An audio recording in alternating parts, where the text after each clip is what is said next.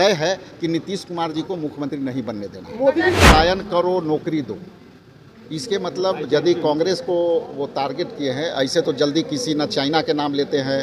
ना कोई दूसरे। आप जो ही कहते हैं कि डबल इंजन की सरकार है, तो डबल इंजन की सरकार डबल ताकत से चले, ऐसा जनता उम्मीद करती है। को लेकर के क्या बोलेंगे, उनका दोहराया है। हम बार बार कितना बोले वो तो सुनते नहीं हैं, लेकिन फिर भी मैं बोल देता हूँ कि आदरणीय प्रधानमंत्री जी, मुझे ऐसा उम्मीद नहीं है कि कुछ ले करके आ रहे हैं और कुछ जनता के लिए ले रहा है। ये चुनावी समर है, चुनावी भाषण होगा, इसका बाद वो लौट जाएंगे। जैसा कि मैंने कहा कि बिहार में जो बाढ़ नियंत्रण के बारे में उन्होंने कहा था कि भाई हम जब सत्ता में आएंगे तो हम बिहार में जो बाढ़ है उसका एक आयोग गठित करके इसको बाढ़ को नियंत्रण करने के लिए हम एक प्रस्ताव देंगे, लेकिन अब तक नहीं आया। दूसरा है कि यहाँ कई परियोजना जो है रोड बनाने का, इसके बाद यहाँ पे central university, Patna university college को बनाने का था, वो भी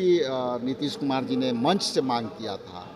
तो हम आपके चैनल से माध्यम से आदरणीय नीतीश कुमार जी मुख्यमंत्री जी को भी याद दिलाना चाहेंगे कि आप उस मांग को दोहराइए, और चुनावी वर्ष है तो हो सकता है कि आदरणीय प्रधानमंत्री जी उनकी बातों को सुन के घोषणा कर दें, चूँकि युवाओं का जुड़ा हुआ मामला है। दूसरा है कि यहाँ कई प्रोसेसिंग प्लांट बैठाने की बात थी, और प्रोसेसिंग प्लांट में यदि बैठने से युवाओं को रोज़गार मिलता तो कई बार जो है यहाँ पे एनआरआई लोग आने का कोशिश किए, लेकिन अब तक क्यों नहीं आए, इस पर भी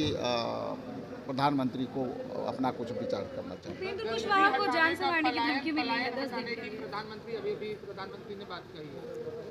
पलायन और गरीबी हटाई जाएगी बिहार से, और हमला किया है कांग्रेस पर कि कांग्रेस के समय में जिस तरीके से पलायन होता था और गरीबी थी, उससे बिहार को उबारा है एनडीए सरकार। देखिए, पलायन करो, नौकरी दो,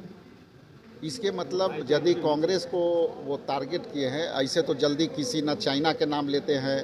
ना कोई दूसरे कथी का, लेकिन यदि कांग्रेस के नाम लिए हैं तो इसकी मतलब है कि हम सही मुद्दे को उठा रहे हैं और हम सकारात्मक राजनीति की तरफ जा रहे हैं। लेकिन आपका सवाल जो है वो इस बात पर आकर के रुकता है कि क्या बिहार केवल चुनावी एजेंडा का राज रहेगा? यदि हम नौकरी का बात करते हैं, पलायन की बात करते हैं, तो उस पर ठोस कदम क्यों नहीं उठता है? क्योंकि यदि आप जो ही कहते हैं कि डबल इंजन की सरकार है, तो डबल इंजन की सरकार डबल ताकत से चले, ऐसा जनता उम्मीद करती है, और इसी उम्मीद पर वोट देती है कि भाई केंद्र में के जो है बीजेपी की सरकार है तो यहाँ भी बीजेपी समर्थित